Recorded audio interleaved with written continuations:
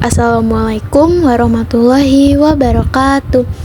Jadi, pada kesempatan kali ini, saya dan teman saya dari kelompok 8 akan menceritakan kisah dari perjalanan hidup dari sosok Buya Hamka yang merupakan seorang ulama, filsuf, dan sastrawan Indonesia. Latar belakang dan pendidikan Hamka. Haji Abdul Malik Karim Amrullah yang lebih dikenal sebagai Buya Hamka lahir di Sungai Batang, Maninjau, Sumatera Barat pada hari Ahad tanggal 17 Februari 1908 Masehi atau 13 Muharram 1326 Hijriah. Hamka berasal dari keluarga yang sangat religius. Ayahnya adalah Haji Abdul Karim Amrullah, juga dikenal sebagai Haji Rasul bin Syekh Muhammad Amarullah bin Tuanku Abdullah Saleh. Ibu Haji Rasul bernama Siti Safiyah Tanjung binti Haji Zakaria, wafat 1934. Dan dia adalah salah satu ulama yang pernah mendalami agama di Mekah. Ia terkait dengan para pembaharu Islam di Minangkabau pada abad ke-18 dan awal abad 19. Menurut analisis genetik ini, ia lahir di masyarakat Minangkabau dalam struktur matrilineal. Abdul Malik juga dikenal sebagai Malik, tinggal di kampung bersama ayah dan ibunya saat dia masih kecil. Dia sangat disayangi oleh Haji Rasul karena sebagai anak lelaki tertua. Malik menjadi tumpuan untuk melanjutkan kepemimpinan umat. Namun, pendekatan dakwah Syekh Abdul Karim yang seringkali keras dan tidak kenal kompromi terbawa dalam pengajaran anak-anaknya. Hal itu tampaknya tidak menarik hati Malik. Ia tumbuh menjadi anak yang memiliki jiwa rebel. Malik menerima pendidikan rendah di sekolah dasar Maninjau hingga kelas 2. Ketika dia berusia 10 tahun, ayahandanya pergi ke Padang Panjang untuk tinggal bersamanya, di mana dia mengajar di Sumatera Tawalib. Ia sempat belajar di perguruan Tawalib yang dipimpin oleh ayahnya, tetapi tidak sampai tamat. Hamka memiliki beberapa kesenangan dan sifat pemberontak. Dalam salah satu bukunya, Falsafah Hidup, dia menulis tentang kesenangannya dan pemberontakan. Kegemaran Hamka untuk mengembara dan sifat pemberontaknya menjadi ciri khas yang mewarnai perjalanan hidup dan pemikirannya. Peran Hamka dalam politik dan dakwah. Selama abad ke-19, perdebatan mengenai pembaruan Islam menjadi wacana utama di Mekah dan Madinah. Arus pembaruan ini kemudian menyebar hingga ke ranah Minang, dibawa oleh para ulama dari berbagai negara Melayu yang menimba ilmu agama langsung di pusat keislaman yakni Mekah. Gelombang pembaruan ini menentang eksistensi adat dan tarekat yang telah berkembang di Sumatera Barat sejak abad ke-18, menyusul kemunduran Paru Gayung sebagai pusat otoritas. Pada masa-masa inilah Abdul Malik memulai perjalanannya dalam dunia ilmu pengetahuan agama, di mana ia menyaksikan terjadinya polarisasi dalam keilmuan. Memasuki abad ke-20, mulai muncul berbagai gerakan politik dan keagamaan di Jawa, seperti Serikat Islam yang dipimpin oleh Haji Omar Said Djokro-Minoto dan Muhammadiyah yang didirikan oleh Kyai Haji Ahmad Dahlan di Yogyakarta, yang pemikirannya sejalan dengan ajaran Haji Rasul. Selain itu, gerakan nasionalis mulai berkembang dengan tujuan utama memperjuangkan kemerdekaan Indonesia di bawah kepemimpinan Soekarno. Di sisi lain, gerakan komunis yang dipelopori oleh tokoh seperti Alimin dan Tan Malaka juga mulai tumbuh di Jawa. Berita mengenai kebangkitan partai politik ini terdengar hingga ke Minangkabau yang mendorong Abdul Malik untuk merantau ke Jawa, tepatnya Yogyakarta pada tahun 1924. Sekembalinya ke Minangkabau pada tahun 1925, Abdul Malik meskipun masih berusia 17 tahun telah dikenal sebagai ulama muda yang disegani.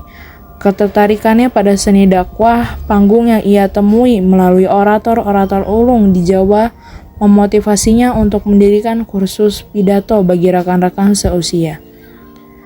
Abdul Malik juga tekun mendokumentasikan dan merangkum pidato-pidato tersebut yang kemudian dibekukan.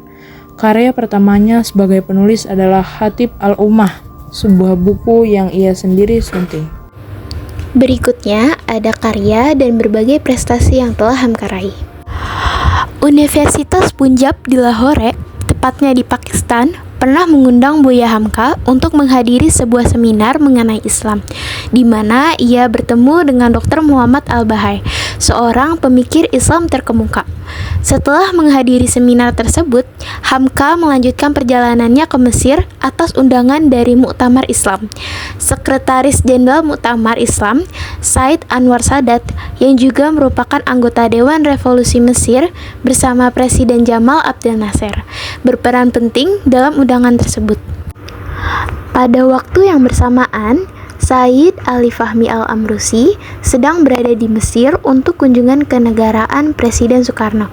Hasil dari pertemuan ini adalah keputusan bersama antara Muktamar Islami dan Al-Syubba Al-Muslimun dengan Universitas Al-Azhar untuk mengundang Hamka memberikan ceramah di gedung Al-Syubba Al-Muslimun.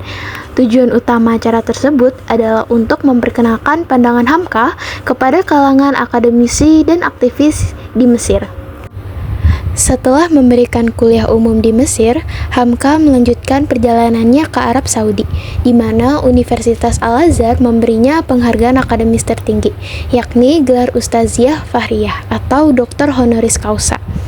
Penghargaan ini merupakan gelar kehormatan pertama yang diberikan oleh Universitas Al-Azhar kepada seseorang yang dianggap layak, dan Hamka menjadi orang pertama yang menerima gelar kehormatan tersebut dari Universitas Al-Azhar di Kairo.